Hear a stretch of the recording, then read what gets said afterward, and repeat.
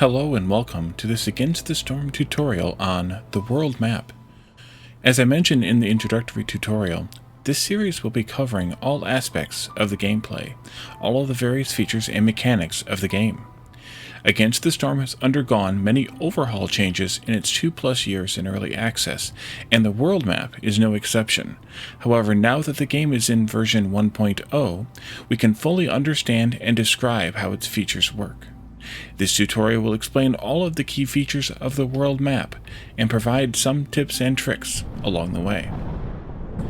The world map is one of the 3 key screens in the game, the first of course being the main menu screen, and the third being the screen where the towns themselves are played. So the world map has a huge amount of impact on the game as a whole. There are a few key areas to look at on the world map. The first is the Citadel, the smoldering city, here in the center. The details about how this works are covered in another tutorial in this series. The second is the tile grid here, and I have the grid lines turned on, as I showed in that introductory video. The setting for that is here in the Options, General, and World Map Grid. You can choose which one you like better. I tend to like the non-grid method as it looks more natural, but you may like the grid better because it looks more like a board game. We also have our Citadel Resources up here, food stockpiles, machinery, and artifacts. These are used to purchase upgrades in the Citadel. These are usually obtained via Modifier Tiles, which are scattered throughout the map. They look like these here, as you can see, kind of on the edges because that's where they are left, although there's one here in the center that I never got on this particular world map.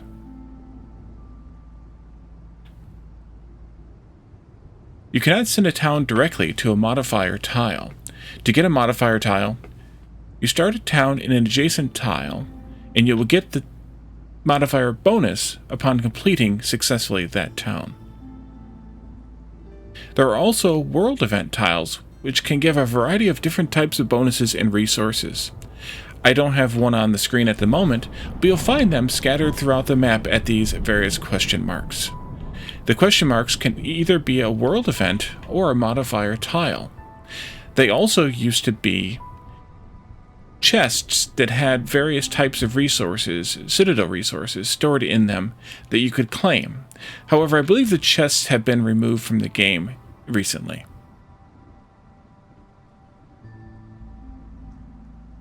Finally, there are seal shards up here that are collected as you win towns, and also from some world events.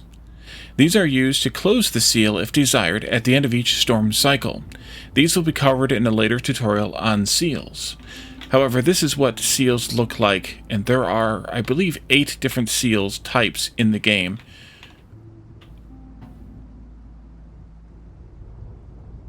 There are 4 different primary biomes in the game, with a small, less common 5th biome, and a 6th that is only found adjacent to a broken seal. Biomes will be covered more in depth in another tutorial, but I'll give a short summary here. The first biome is the Royal Woodlands. That's the green one.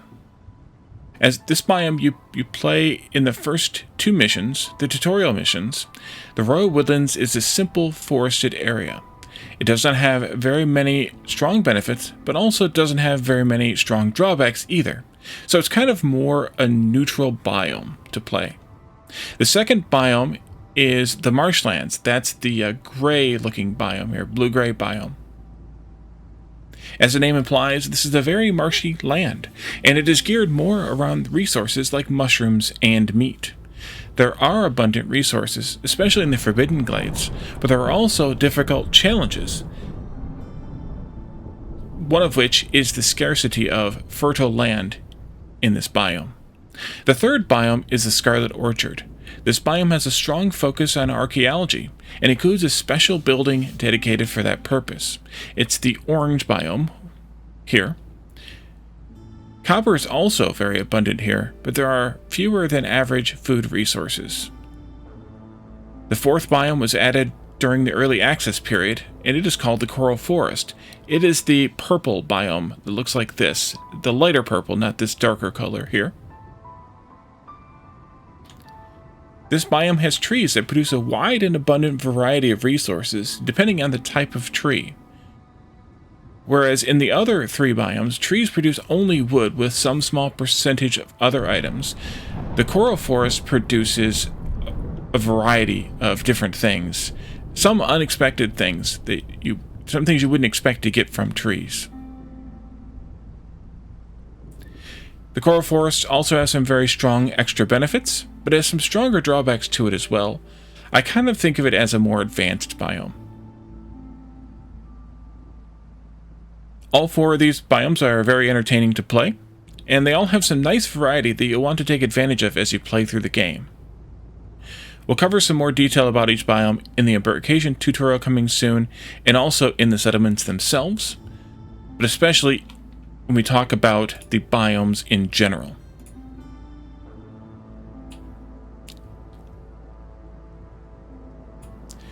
The 5th biome is the Cursed Royal Woodlands. This is the darker purple, almost black color here.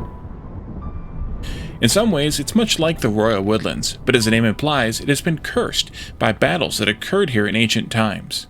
As such, there are some additional, much more difficult aspects of the gameplay that are available only in this biome. Seek these out for sure, but perhaps not as a very new player. The 6th biome we will talk about when we get into the seals, in the seals tutorial. Movement around the map is limited by the range of your caravan. With the completion, success, or failure of each town, your caravan will be limited in the movement distance across the map from the last town. This distance is expandable via upgrades in the Citadel, but in the early game, it is a very short distance. The towns you leave behind as you win are made available in future towns as trading partners. More about that in the trading tutorial. One of the final features of the world map itself is the Blightstorm cycle. That's down here across the bottom. Throughout the game, as you complete each town, the amount of time, the number of years you spend, is added to this bar. In the early game, the cycle is very short. I believe only 32 years. By completing seals, you can add additional time to the cycle, expanding it up to 92 or 96 years. Once the bar reaches this symbol at the end, you must either be ready to complete a seal challenge or end the cycle without attempting a seal. The Blightstorm is then triggered by this button, and at the very end, and then the world map is completely reset. We will show that at the end of this tutorial. From there, you start out with a new caravan at the Citadel, with all the new modifier tiles and world events randomly generated on the map. The biome pattern is also randomly generated, by the way. There are no other towns on the map, so you must start over again. When that Blightstorm happens, there will be a cycle summary window that comes up. It shows you a summary of how many of the Citadel resources you've gained during the course of that cycle, what content you unlocked, your current level and experience gained, and your success in completing a seal, along with the choice to select which seals you want to have available on the next world map. Beyond these sort of native world map features, there's also buttons up here for the daily expedition and the training expedition. These are unlocked as part of the upgrades tree. The daily expedition is like a normal settlement. However, it does offer additional challenges and additional rewards.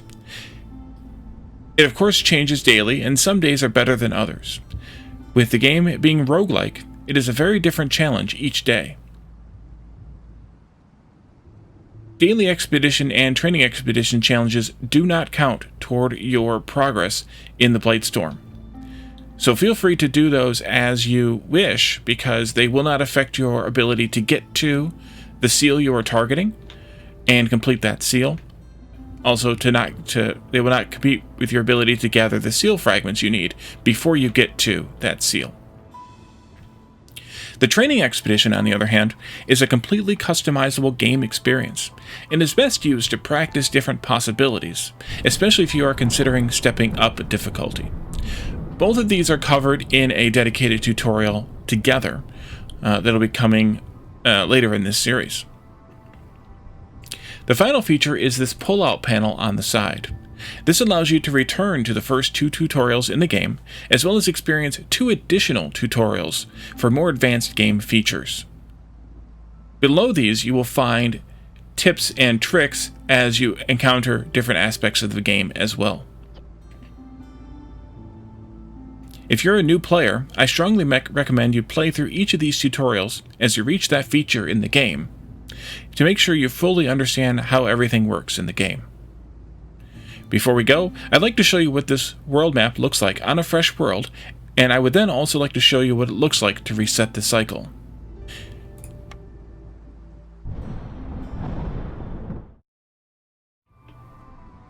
In order to show you the end of the Blightstorm and the Blightstorm reset, I'm using the end of the tutorial, so we'll have to deal a little bit here with the Queen's Envoy, working us through the last bit of the tutorial. This is the easiest way to show you what happens here with the Blightstorm reset. So we'll click this button to end the cycle. Here is the summary cycle window. Because I skipped through the tutorial as part of this, we have learned basically nothing except for the Obsidian Archive. We have 2 failed towns because I skipped the tutorials, and we have earned no rewards this cycle. Also, the seal contracts component here is locked. This is unlocked as you advance through the seals. I don't remember at specifically which point, but it'll unlock when it's available, and then you can choose up to 3 different level of seals to appear on your next map. So let's end the cycle and see the reset animation.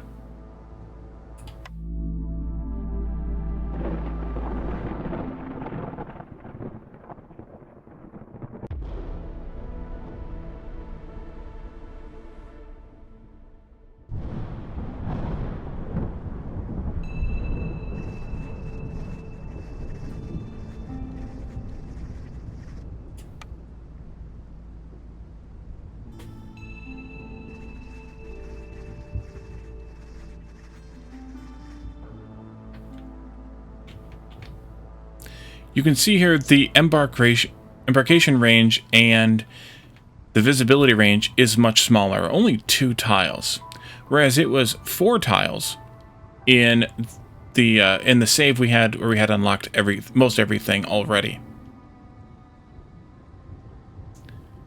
So you can pick a tile 2 tiles away. That tile can be in any of the biomes that's visible, and it can be up against one of the modifier tiles or out in any of the open space. Once you start a town and you successfully complete that town, you will only be able to embark from that town another 2 tiles away. So say if we went here, then the next town after that we could go out, say, this far, or in that direction, or whichever direction, but only another 2 tiles from that town.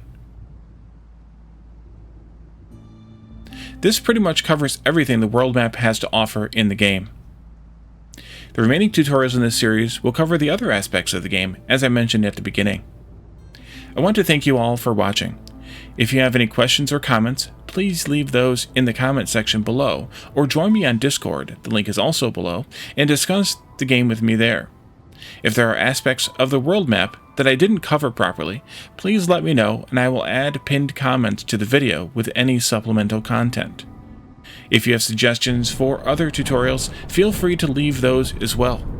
I will also be starting the game over with a fresh save in a new Let's Play series, so you can come see some practical use of the world map in that series. Thank you all for watching, and I will see you all next time. Bye for now.